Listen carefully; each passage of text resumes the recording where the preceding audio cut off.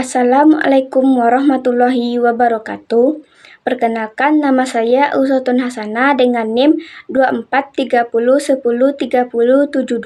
Baik, di sini saya akan menjelaskan tentang etika dan akhlak dalam administrasi perkantoran. Yang pertama, konsep etika dan akhlak. Etika yaitu norma dan nilai moral yang mengatur perilaku profesional. Sedangkan akhlak yaitu karakter dan sifat pribadi berdasarkan nilai agama. Perbedaan antara etika dan akhlak yaitu etika eksternal bisa berubah, sedangkan akhlak internal permanen. Yang kedua, disiplin dan tanggung jawab profesional. Yang pertama, disiplin kerja, yaitu datang tepat waktu, taat syab, fokus pada tugas. Yang kedua, tanggung jawab. Yang pertama, menyelesaikan tugas dengan baik. Yang kedua, bertanggung jawab atas keputusan. Yang ketiga, proaktif mencari solusi. Yang ketiga, integrasi nilai religius. Tujuannya yang pertama, membangun integritas dan keikhlasan kerja. Yang kedua, menganggap kerja sebagai bentuk ibadah. Yang ketiga, meningkatkan solidaritas antar pegawai. Konsep dan ruang lingkup manajemen perkantoran. Manajemen yaitu proses mengelola sumber daya dan orang untuk mencapai tujuan organisasi. Ruang lingkup manajemen perkantoran. Yang pertama, ruang perkantoran. Yang kedua, komunikasi internal dan eksternal. Yang ketiga, pegawai kantor. Yang keempat, perabotan, perlengkapan, dan peralatan kantor. Yang kelima, perbekalan dan alat tulis. Yang keenam, metode kerja dan warkat. Yang ketujuh, pengawasan terhadap pelaksana. Fungsi-fungsi manajemen dalam konteks perkantoran. Yang pertama, perencanaan. Menentukan tujuan dan cara terbaik mencapai tujuan. Yang kedua, mengorganisasikan. Menentukan dan mengelompokkan aktivitas, penambahan orang, dan alokasi wewenang. Yang ketiga, penggerakan. Menggerakkan semua anggota agar bekerja ikhlas dan efektif menjaga kerjasama dan semangat kerja. Yang keempat, pengawasan. Memastikan kegiatan sesuai rencana, mengukir hasil, evaluasi, koreksi penyimpanan, perangkat lunak pengolah dokumen dan data, aplikasi untuk mengolah data angka, teks, simbol, gambar, serta sistematis, menggunakan metode manual dan mekanik seperti komputer atau laptop. Macam-macam perangkat lunak. Yang pertama, perangkat lunak sistem. Sistem operasi sebagai pengendali perangkat keras dan penghubung perangkat lunak. Yang kedua, perangkat lunak perkantoran, kumpulan aplikasi untuk kebutuhan kantor. Yang ketiga, web browser software untuk mengakses dunia maya. Yang keempat, perangkat lunak mengolah gambar. Software untuk manipulasi dan pembuatan gambar. Sistem arsip digital dan manajemen basis data. Yang pertama, sistem arsip digital. Pengelolaan dokumen dalam bentuk elektronik. Cakupannya teks, gambar, suara, dan video. Kelebihannya, akses cepat, penyimpanan aman, efisiensi, dan hemat ruang. Tantangannya, SDM kurang paham, fasilitas terbatas. Contohnya, rumah sakit, bank, dan kampus. Yang kedua, manajemen basis data. Pengelolaan data menggunakan perangkat lunak, database.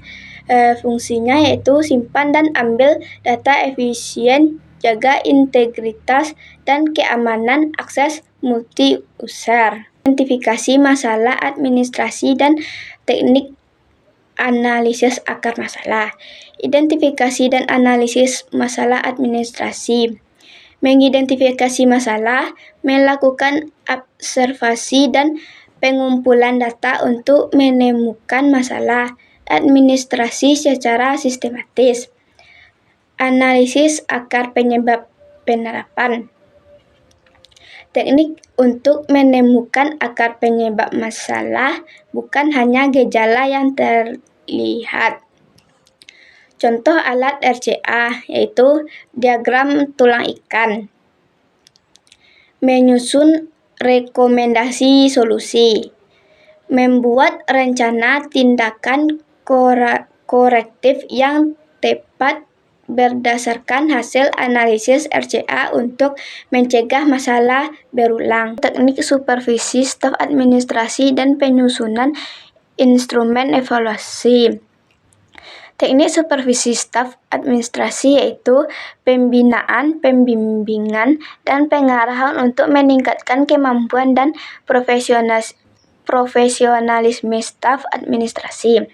Tahapnya yaitu yang pertama perencanaan, yang dimana identifikasi masalah dan susun program. Yang kedua pelaksanaan, yang dimana pemaparan hasil kerja, observasi langsung. Yang ketiga tindak lanjut yaitu umpan balik dan pembinaan. Yang selanjutnya, tinjauan penilaian kinerja yaitu dasar promosi dan bayaran, identifikasi, pelatihan, evaluasi, dan perbaikan kerja. Komunikasi efektif dalam konteks perkantoran.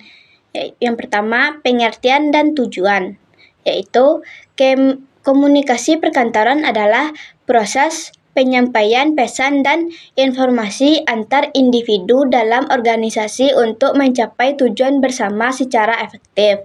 Yang kedua, fungsi utama yaitu kontrol, motivasi, ekspresi emosi, dan penyampaian informasi. Yang keempat, prinsip yaitu menghargai, empati, dapat memahami, jelas, dan rendah hati. Yang kelima, komponen komunikasi, yaitu komunikator, pesan, media, komunikan, efek, umpan balik, dan lingkungan. Yang kelima, hambatan, yaitu sosiopsikologis, semantik, mekanis, dan ekologis. Yang terakhir, etika dan manfaat. Etika sopan santun, berpakaian pantas, kejujuran dan empati. Komunikasi efektif meningkatkan kolaborasi, produktivitas, dan hubungan kerja. Korespondensi resmi dan etika berkomunikasi. Korespondensi resmi yaitu komunikasi tertulis formal antar individu atau lembaga. Fungsinya alat komunikasi, bukti tertulis, pedoman kerja, dan pengingat. Ciri-cirinya yaitu pesan tertulis, format buku, bahasa formal, satu surat, satu pesan. Etika berkomunikasi, menjaga sopan santun, kejelasan, dan profesionalitas. Masalah yang sering terjadi yaitu kurangnya pelatihan pegawai, disiplin rendah, dan kesalahan format surat. Solusinya yaitu pelatihan korespondensi, penerapan SHOP, dan peningkatan kedisiplinan. Perencanaan kebutuhan sumber daya manusia dan sarana prasarana. Perencanaan sumber daya manusia.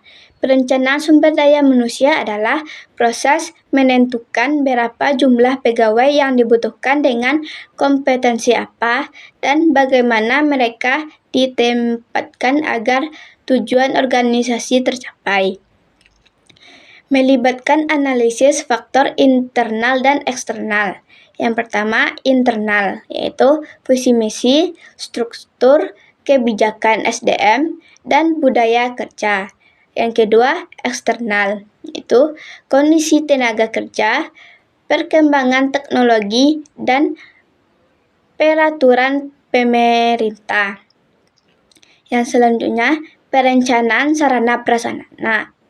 Perencanaan sarana prasarana meliputi perencanaan kebutuhan ruang, peralatan, dan fasilitas kerja lain, pengelolaan yang produktif, dan modern sangat penting untuk efisiensi perkantoran. Anggaran dan alokasi sumber daya kantor. Yang pertama, penganggaran dan pengelolaan anggaran. Materi yang selanjutnya yaitu penganggaran dan alokasi sumber daya kantor. Yang pertama, penganggaran dan pengelolaan anggaran. Penganggaran yaitu rencana keuangan untuk kegiatan kantor. Tujuannya efisiensi, efektivitas, transparansi. Prinsipnya transparansi dan akuntabilitas, efisiensi dan disiplin anggaran, keadilan dan keberlanjutan. Yang kedua, alokasi sumber daya. Kantor pembagian tenaga, dana, dan alat kerja agar efisien. Prinsipnya yaitu efisiensi dan efektivitas, prioritas dan keadilan, transparansi dan fleksibilitas produktivitas. Tren teknologi terkini dalam manajemen perkantoran. Isi utamanya yaitu perkembangan teknologi mengubah sistem kerja kantor menjadi digital dan efisien. Teknologi utamanya yaitu AI, yaitu otomatisasi pekerjaan administratif. Yang kedua, IoT, yaitu menciptakan smart office. Yang ketiga, cloud computing, yaitu memudahkan penyimpanan dan kolaborasi data. Yang keempat, e-office dan digitalisasi dokumen, yaitu mengarsipkan elektronik dan efisiensi waktu.